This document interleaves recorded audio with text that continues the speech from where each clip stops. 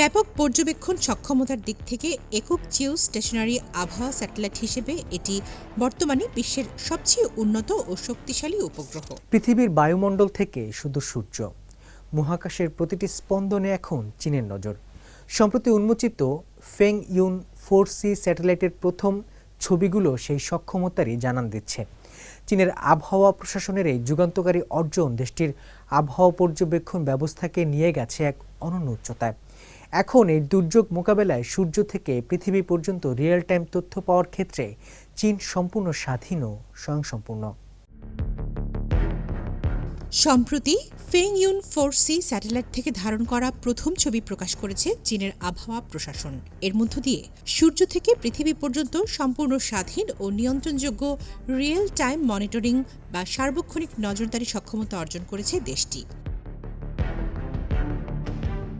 2025 সালের 27 ডিসেম্বর চীনের দক্ষিণ পশ্চিমাঞ্চলীয় সিচুয়ান প্রদেশের সিচাং স্যাটেলাইট লঞ্চ সেন্টার থেকে স্যাটেলাইটটি সফলভাবে উৎক্ষেপণ করা হয়। ব্যাপক পর্যবেক্ষণ সক্ষমতার দিক থেকে একক জিও স্টেশনারি আবহাওয়া স্যাটেলাইট হিসেবে এটি বর্তমানে বিশ্বের সবচেয়ে উন্নত ও শক্তিশালী উপগ্রহ। এই প্রথম ছবিগুলো প্রকাশের অর্থ হলো স্যাটেলাইট সহ পুরো আবহাওয়া পর্যবেক্ষণ প্ল্যাটফর্মটি ঠিকঠাকভাবে কাজ করছে। প্রথম ধাপের এই ছবিগুলো পাওয়া স্যাটেলাইটের জন্য একটি অত্যন্ত গুরুত্বপূর্ণ পর্যায়। উৎক্ষেপণ ও কক্ষপথে প্রবেশের পর ছবি প্রক্রিয়াকরণ এবং ডেটা ট্রান্সমিশনের মতো ধারাবাহিক কাজগুলো সম্পন্ন করতে হয়। ছবিগুলো পাওয়ার অর্থ হলো স্যাটেলাইটের প্রতিটি সিস্টেম ও গ্রাউন্ড বেস ডেটা প্রসেসিং স্বাভাবিকভাবে কাজ করছে। তাছাড়া ছবির মান চমৎকার, যা আগের স্যাটেলাইটের চেয়ে অনেক বেশি উন্নত। ফেং ইউন 4C স্যাটেলাইটে আন্তর্জাতিক মানের 6টি অত্যাধুনিক পেলোড যুক্ত করা হয়েছে। এগুলো মূলত হঠাৎ তৈরি হওয়া মারাত্মক ঝড় ও ছোট মাঝারি আকারের আবহাওয়া ব্যবস্থাগুলোর ছবি তোলার জন্য বিশেষভাবে ডিজাইন করা। এতে রয়েছে ইন্টারফেরোমেট্রিক অ্যাটমসফিয়ার ভার্টিক্যাল সাউন্ডার।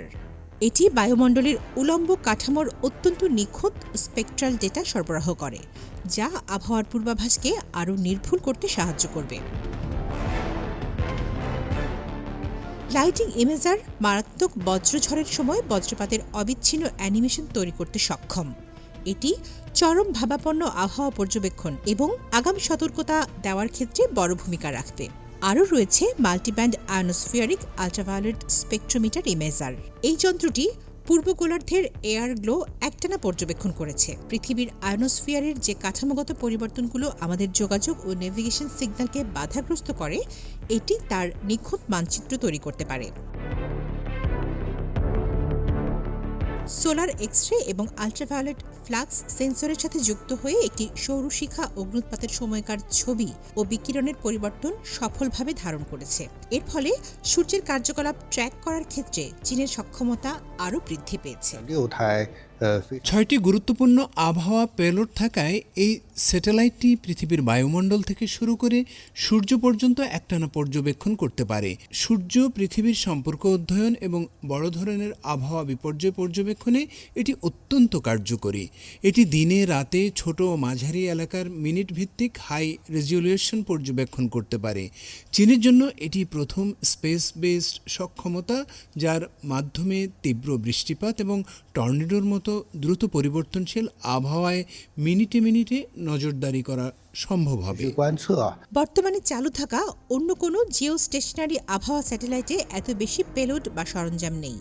থাং শিহাওয়ের মতে, বেশি পেলোড মানে বেশি সক্ষমতা, তবে এর জন্য স্যাটেলাইট প্ল্যাটফর্মের নির্ভুলতা, স্থিতিশীলতা এবং তাপ ব্যবস্থাপনার মতো বাড়তি চ্যালেঞ্জও থাকে।